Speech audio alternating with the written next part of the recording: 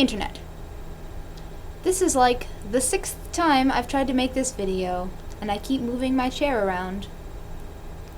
And I keep forgetting not to curse and just forgetting a lot of things. I forgot how to make a video. You should help me with that. Anyway, last time you saw me, I was in high school. I think I was a junior, 16 years old. Since then I have graduated. I'm no longer 16, I'm 19. I'll be 20 in a couple months. And life has kind of moved forward from where I was when the video was made last. I used to have hair that went down below the video. That's pretty intense hair. Since then, well, after high school, I hacked it all off, thinking I was going to become a new person. I sometimes regret that decision. Not the becoming a new person, but hacking all the hair off. I like that hair. Anyway, I currently have 4 siblings, as I did before. They're just older. That's how time works generally.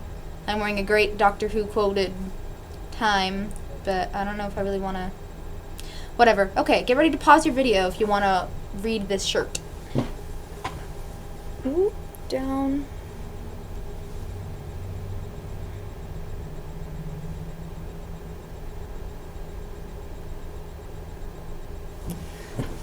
Golden. You had plenty of time to pause that. Okay. I may have mentioned it yet already, but I don't know for sure. I work at a coffee place now. That's what I do. We sell office supplies. We have a recycle bin full of paper because we're awesome. It's freezing, so I've been wearing these throughout the entire store. That's awesome. I thought for the boy's birthday that I would get him some Sopio cards because he's into card games and kind of indie games, so I thought that would be his thing. We like it, but we kind of argue about the rules sometimes, but such is life. Which brings me to my next point, not the arguing or life necessarily, but wristband from Sopio. There's a type of flower called a wrist, W-R-I-S-T, I think. Actually, probably wrong. Nevertheless, these are the flowers called wrists, and they're in a band, and it's witty. And I thought the boy would really enjoy it, but I don't think he really liked it. He doesn't like corny things. It's weird. I like corny things. And an Esther bracelet all up in there. Woo! My sister and I got matching ones a couple years ago, or a year ago. Anyway, I'm still doing musicals, just significantly less often. The last show I did that was an honest blog musical was Joseph and the Amazing Technicolor Dreamcoat, where I played a man. My name was Dan, and I didn't care for it much. I mean, it was fun. I love musicals all the same, but every day after the show, people would tell me I made a horrible man, which isn't necessarily a compliment in the world of theater. Right around that same time, I was meant to play Anne in Anne of Green Gables, intending to dye my hair red and the whole 9 yards. It's a football reference. Musicals, weird.